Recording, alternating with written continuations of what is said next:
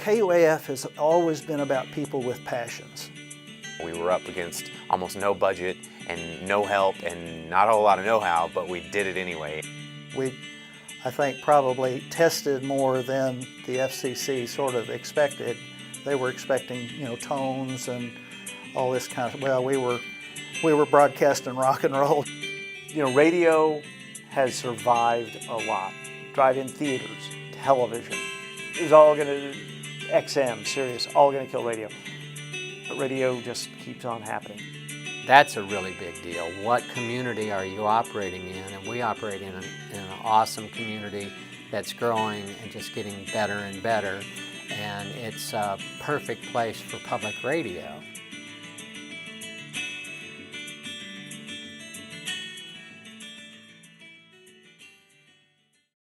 In 1924, radio would come to the campus of the University of Arkansas for the first time when students in the College of Engineering founded KFMQ. The history of radio on campus goes all the way back to the early 1900s. The College of Engineering, as with other engineering kind of research, they began looking at radio waves and how to use that and how to experiment with it. For the most part, when they started their experiments, they were looking at radio as a one-to-one kind of transmission. You're trying to pick up a signal from somebody else and get that message. They weren't thinking about it in broadcast terms, but over the early part of the 20th century, broadcast is how radio evolved. And the University of Arkansas got its first radio station in 1924. Its call letters were KFMQ. It was just randomly assigned those letters. In 1926, they got new call letters that were KUOA, something that looked more like the University of Arkansas. They broadcast all over the country. They had a large enough transmitter, and they had the engineering college had in their electrical engineering program, had a student named Loy Barton who experimented with how to increase the effective range of broadcasts, and he is one of the early inventors of a system that really amped up what a radio station could do. And the radio station here got letters from as far away as Alberta, Canada, from people who were listening. The station that was created, the building that housed the radio station, burned down in the early 1930s. And the university decided maybe this wasn't something they should be doing anyway, so they sold the station to some private owners who operated it on the Fayetteville Square for a period, and then it got sold to John Brown University, which still owns that radio station. After selling KUOA to John Brown University in 1933, decades would go by before the changing music scene of the 1960s inspired students to create their own radio station. Probably 30 years went by before students on campus started looking at trying to create their own radio station. And at just that same time, the journalism department was looking at expanding its curriculum. And so they hired a professor named Dennis O'Neill. And Dennis was brought in, to start teaching a broadcast sequence. Part of his job was to get a student radio station up and running. And so they went at it, and they got it almost approved in 1972. In fact, the KUAF station manager, a student named Bruce Applegate, jumped the gun a little bit. Well, no, that's not exactly true. And said, hey, we're going to be broadcasting here in the middle of December. They went on the air and have been on the air ever since. In 1973, after 40 years of radio silence on campus, KUAF would go on the air for the first time. Well, of course, when I got started on this project, KUAF didn't exist. My motivation was because of a void in Northwest Arkansas of radio stations that appealed to high school and college-age students. I was into rock and roll and some pop. The guys in the dorm we had a little underground, I don't know, maybe it was 5 watts, just barely covered the dorm station. To get that all going, I recruited guys from Yoakum Hall and some of the girls from Humphreys Hall, which was next door, and they came and we put carpet on the wall, old used carpet. Nothing was new, except for we did manage to get ASG provided money, and I think the university provided some money, so we did have new turntables, a new control board, a couple of reel-to-reel tape decks. It was all volunteers. We had a lot of students that volunteered to do rock shows, and I trained all those folks. Very few, if any of them, had ever sat in front of a control board before. We tried to sound professional, no dedications. We're going to try and talk about the artists, talk about the albums. So we had a classical block, jazz, folk. We had a soul show. I guess that was, one short of just getting the station on the air and making it work and making it sound professional with a bunch of volunteer amateurs. That one of my best feelings of accomplishment was just that we changed the lives and found a new sense of direction for a number of students that, would have been the guys that never got to do something they loved. When Rick came, well, his passion was bringing NPR to Northwest Arkansas, and that was a real turning point at changing KUAF from a student station to a Northwest Arkansas station. In 1985, KUAF transitioned from a student station to the region's first NPR affiliate.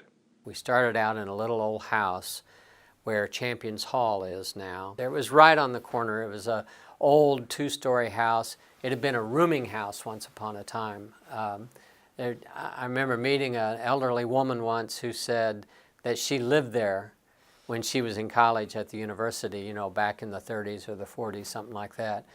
So anyway, that house, that building was falling apart, and the university had no interest in maintaining it. And in fact, when we moved out of there, the last time it rained, I went around and counted, and we had 31 cups and buckets and trash cans to collect the water that would come through the roof.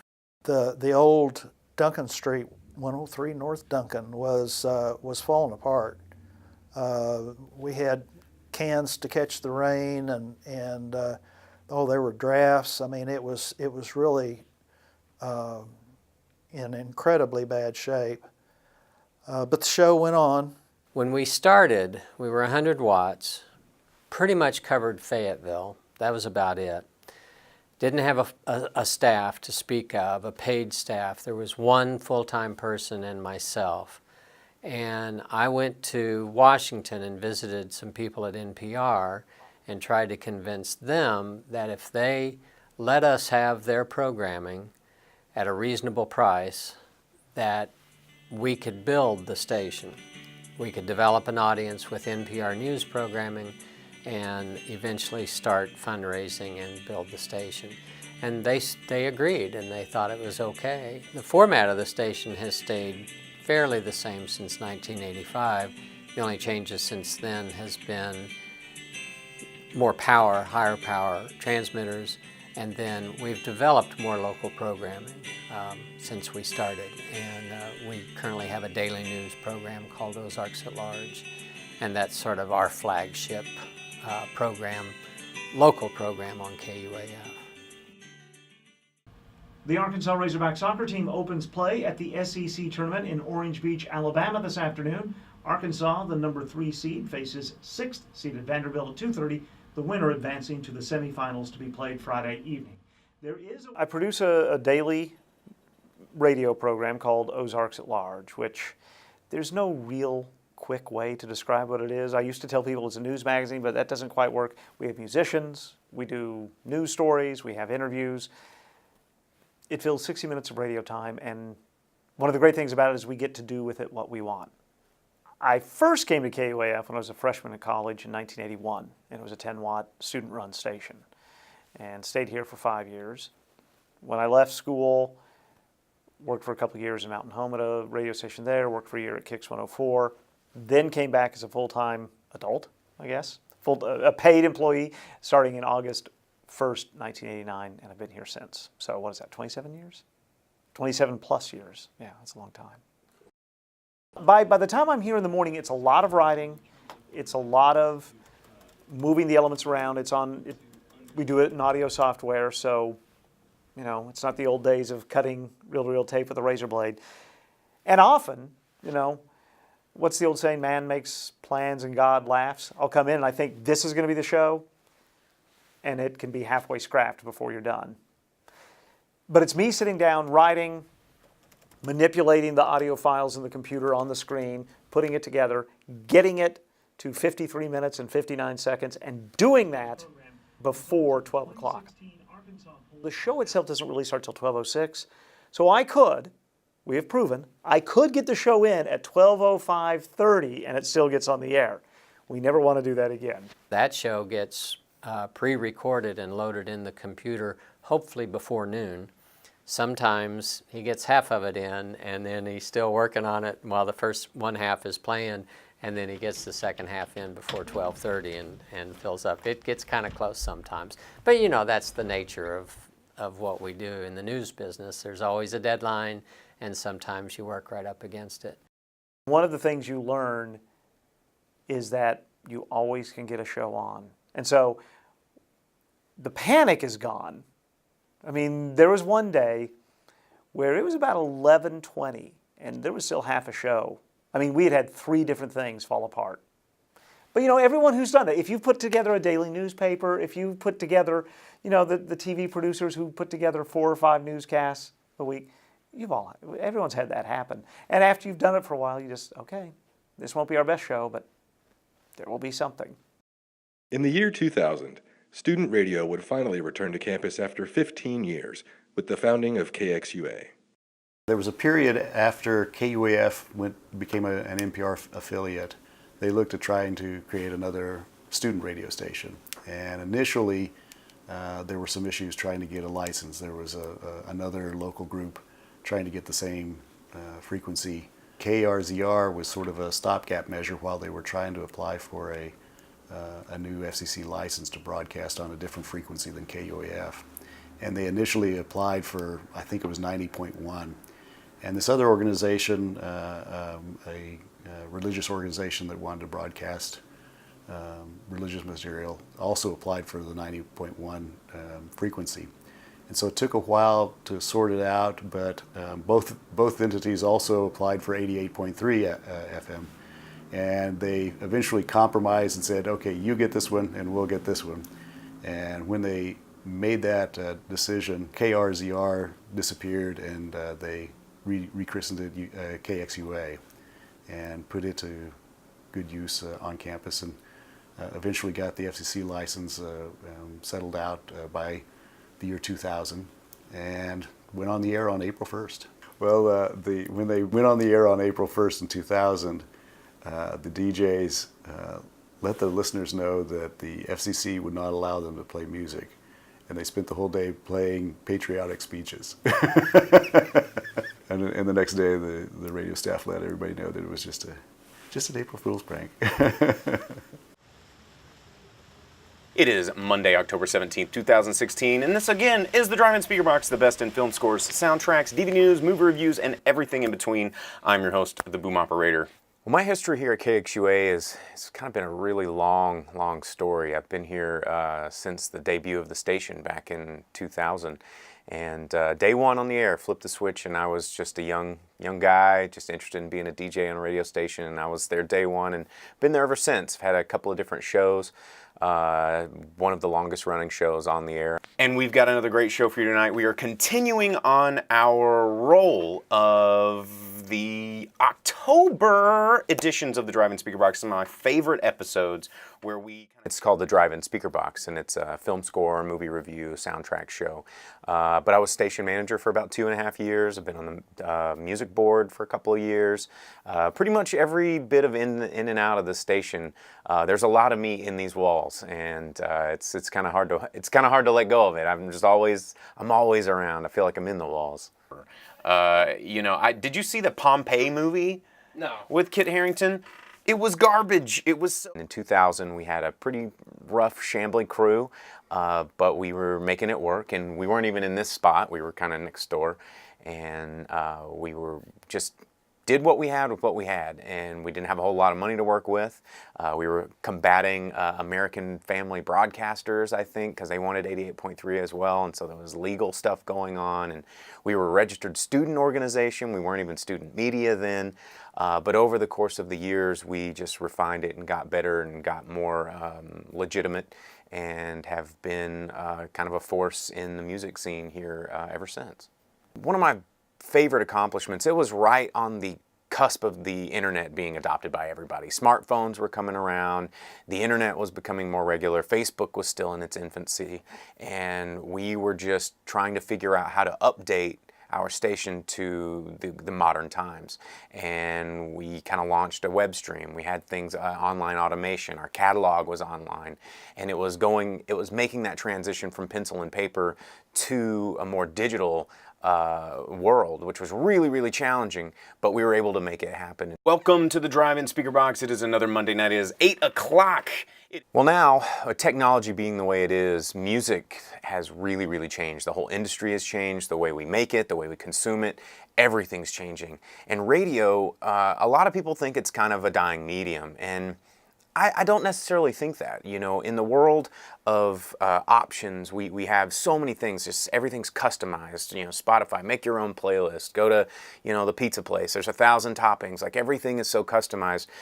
But what I found is people still like having someone curate their experience, and maybe you don't already know everything that's awesome. And so the role of a DJ, a tastemaker, and a trendsetter is still very, very valuable. And it's just radio needs to sort of be nimble and find those platforms, find certain online mediums and streaming services and podcasts. And it's wearing a lot more hats, and radio's always had to wear a lot of hats. But to be able to navigate these different forms of music consumption technology and be the ones at the front of it and not the ones that are trying to catch up really late in the game, I think is really, really important. Speaking of those technologies, for example, on my show, one thing that we've started recently is using an app called Periscope, and it's basically live instant streaming, kind of like Facebook Live or Busker or anything like that, and we offer our audience a chance to see live video inside, behind the scenes in the studio, and when we're not on the air talking to our radio listeners, we can answer questions directly from the stream, and it's just another way that we can kind of stay ahead of that technology gap and make, the radio still a really interesting, professional experience for the people that are consuming. The technology is driving the way people use music now. You can get on Pandora or Spotify. People build their own music libraries on their phones or their iPods or their whatever. So KUAF will exist, I think, for eon. Even with internet, even with Bluetooth, even with wireless, there will always be a reason to have not just KUAF but local radio. But it does change over time. You had Top 40 radio, you had Charlie McCarthy or radio dramas. I think what KUAF's future, as far as we can see, and I think it's kind of foolish to try to envision much past 10 years, the way technology, and maybe even much past 5, the way technology changes. I think what not just KUAF's future, but radio's future is local.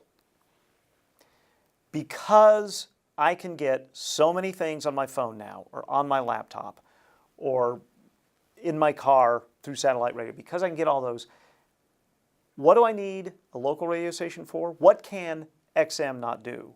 What can Tuned In not do? Well, it can't give me local stuff. I think that's the future of radio. And we are uniquely positioned because we're locally owned, because we're owned by the University of Arkansas, that our decisions can come from here and not from Atlanta or New York or LA. The future of radio is local programming and community involvement, which really has been what has been kind of radio's backbone for 100 years. Competition is always a factor.